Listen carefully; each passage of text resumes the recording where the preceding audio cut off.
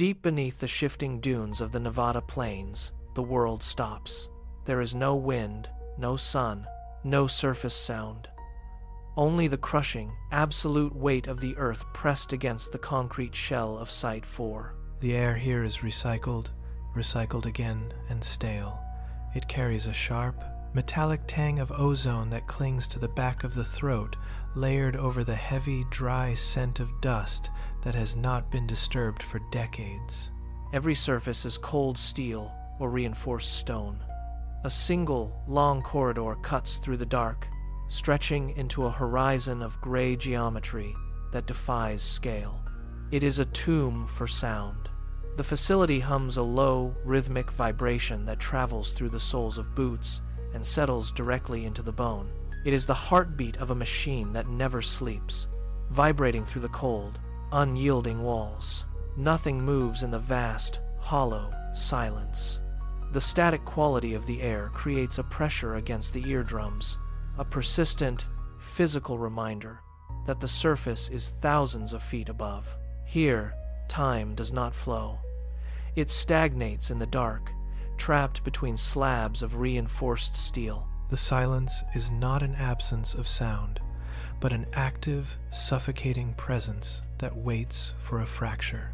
12 feet from the threshold of the blast door, Sergeant Miller sat in a folding metal chair. He remained motionless, a single point of order in a room defined by its emptiness. Above his head, an industrial light fixture hung by a single, frayed wire.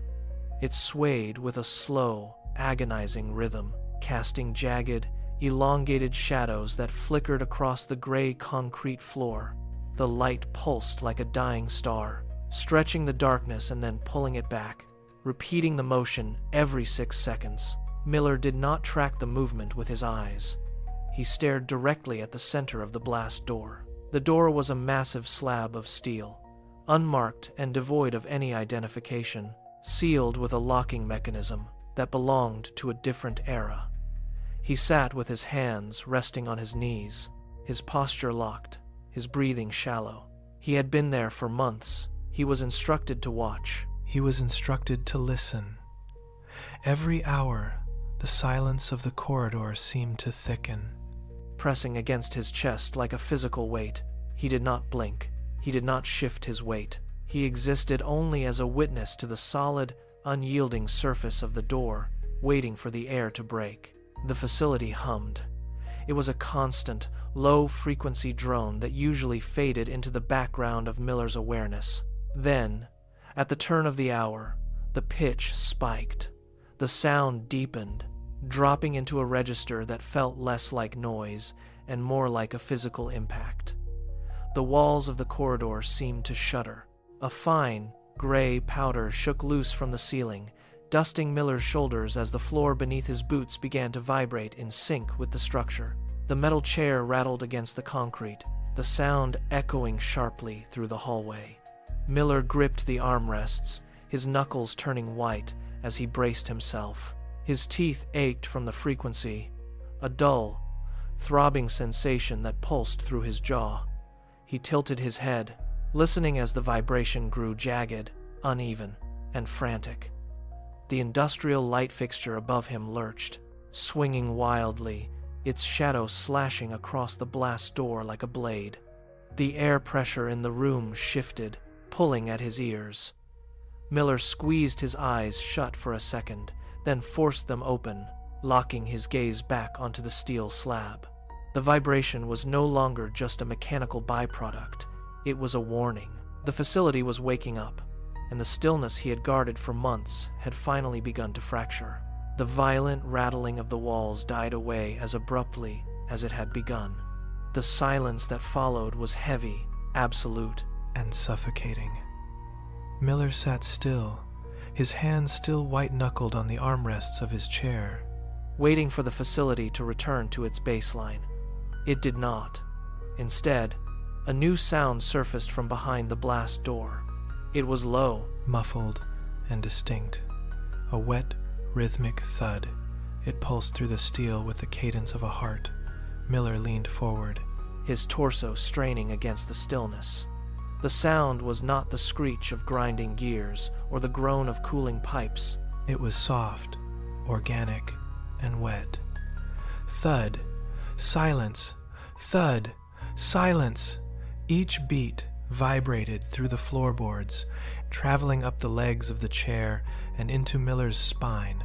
He stopped breathing to listen more closely. The thudding grew louder, pressing against the inner surface of the blast door, as if something behind it was expanding and contracting with every pulse. He shifted his weight, the metal chair scraping against the concrete with a sound like a gunshot in the quiet hall. The heartbeat did not pause. It continued, steady and relentless, filling the corridor with a presence that defied the cold, dead steel. He watched the door, his eyes wide and unblinking, as the rhythmic thudding began to echo off the ceiling, transforming the hallway into a chamber for a living, beating thing. The rhythm behind the door did not falter, but Miller did. He rose from the metal chair, his knees popping in the sudden quiet of the corridor. He took 3 long strides toward the blast door, his boots hitting the concrete with deliberate, muffled impacts. He stopped exactly 6 inches from the steel. The surface felt freezing to the touch, pulling the heat from his palms. His eyes locked onto the manual release lever. It was a heavy, industrial bar, coated in layers of gray paint that were beginning to flake. His right hand drifted toward it, his fingers splayed, hovering just a fraction of an inch from the cold iron. Every muscle in his arm tightened, trembling with the effort of restraint. If he pulled the bar down, the seals would hiss, the vacuum would break, and the protocol would be violated. He could feel the pulse of the heartbeat through the door, a faint vibration that seemed to beckon his fingertips closer. He drew his breath in, sharp and shallow, and held it. The lever was heavy, unyielding, and silent. He gripped his own wrist with his left hand, forcing his right hand to remain still. He stood there, caught between the mechanical order of the base and the undeniable, rhythmic demand from the other side of the wall. He did not pull the lever, but he did not step away. The rhythmic thudding against the blast door began to warp. It flattened, stretched, and cracked, losing the clean cadence of a heart. Miller pressed his ear against the cold steel, his skin turning numb. The sound was no longer just a pulse. It was a vibration of vocal cords, thick and wet. He pulled back, his head snapping toward the center of the door. A voice emerged, filtered through the thick iron, sounding like gravel grinding against stone. It spoke a name. It was a name Miller recognized from the duty roster of a team that had vanished 3 years prior. He took a step back, his heel scraping the concrete. The voice spoke again, clearer now, mimicking the cadence of a man long dead. It called out another name, then another, each syllable distorted by the crushing weight of the earth above. Miller reached out, his fingers grazing the rivets on the doorframe. The voice sounded almost right. Familiar in pitch and inflection, yet twisted by an unnatural, hollow reverb. He shook his head, his teeth clenching until his jaw ached. He backed away toward his chair, but the voices continued, rising in volume, echoing off the concrete walls. Every name spoken was a reminder of the facility's history. He stared at the sealed slab, his knuckles turning white as he gripped the armrest of his chair. Unable to block out the dead men who were calling to him through the steel, Miller sat in the folding chair, his eyes fixed on the center of the blast door. The voices did not stop. They layered over one another, a chaotic chorus of men who were no longer there. He leaned forward, his torso trembling. He pressed his palms against his ears, but the sound resonated through his skull regardless. He looked down at the floor, searching for a pattern in the dust, but his vision blurred. He began to wonder if the door was truly keeping a threat out, or if he was the one being contained within this concrete tomb. He stood up abruptly, his chair clattering backward against the concrete wall. He paced the length of the corridor, his boots striking the floor with uneven, frantic rhythm. He stopped, turned, and stared at the steel slab once more. His breathing came in jagged, wet gasps. He reached for the armrest of the chair again, his fingers locking into the worn metal. He squeezed. He pulled his knuckles tight until the skin split, leaving dark spots on the gray surface. His pulse hammered in his neck, visible and rapid. He stared at the locking mechanism. His brow slick with sweat, his eyes wide and unblinking. The line between his duty and the encroaching silence had dissolved. He did not move. He did not speak. He only waited as the voices continued to call his own name. The voices stopped. The sudden absence of sound hit the corridor with the force of a physical blow. Miller remained in the chair, his hands locked onto the metal frame, his knuckles raw and blood-stained. He did not blink. He did not breathe. The low-frequency hum of the facility, which had rattled his teeth for months, vanished into a total, heavy void. Above him, the industrial light fixture ceased its rhythmic swaying. It hung perfectly vertical, casting a shadow that cut the gray floor into two distinct, jagged halves. The air grew dense, tasting of ozone and stagnant dust. Silence filled the corridor, pressing against the concrete walls until the structure itself seemed to groan under the pressure. Miller stared at the blast door. The steel slab did not shift. It did not groan. It sat in the absolute dark, a massive, impenetrable monument. He watched the locking mechanism, his eyes fixed on the cold, unmoving iron. The silence grew deep, profound, and agonizing. It was the sound of something waiting. Every second stretched, the stillness thickening as the seconds ticked by, without a single mechanical vibration. Miller remained motionless, a statue in the center of the tunnel. His gaze glued to the door as the weight of the impending horror reached its absolute peak. The heavy blast door at the end of the corridor remained shut, its surface cold and unresponsive to the light of the approaching flashlights. Two security personnel moved down the long, narrow tunnel, their boots echoing against the concrete floor. They stopped precisely where the folding chair sat. It was placed exactly 12 feet from the threshold, perfectly aligned with the center of the iron slab. The chair was empty.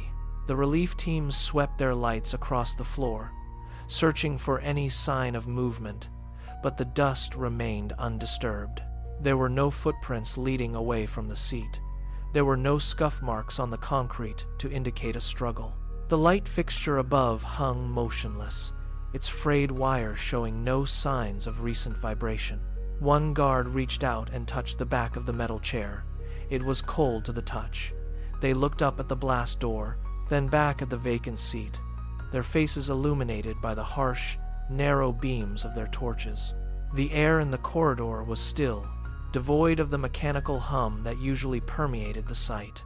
They checked the daily logs on their handheld units, but the last entry was blank. Miller was gone. The corridor stretched out into the darkness, a tunnel of infinite, cold geometry that held no answers for the men standing in the silence. The guard turned his back on the empty chair, ready to signal the sector as clear. Then the silence broke. A faint, rhythmic scratching sound emerged from the inner side of the blast door. It was the sound of metal against metal, sharp and deliberate, scraping in a steady pattern. The guard froze, his flashlight beam trembling as he swung it back toward the steel slab. There was no vibration in the floor. Yet, the sound grew louder, insistent. He stepped closer, pressing his ear to the cold surface of the door. From deep within the containment chamber, a voice materialized. It was distorted, muffled by the crushing thickness of the earth. Yet the cadence was unmistakable. It spoke a single word into the dark. Narrow tunnel.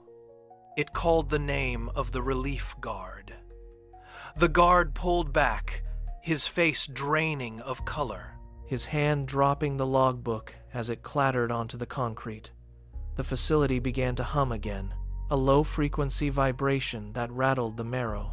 The light fixture above began to sway once more, casting jagged, dancing shadows across the floor. The door remained shut, its integrity absolute. But the voice continued to call. The cycle had not ended.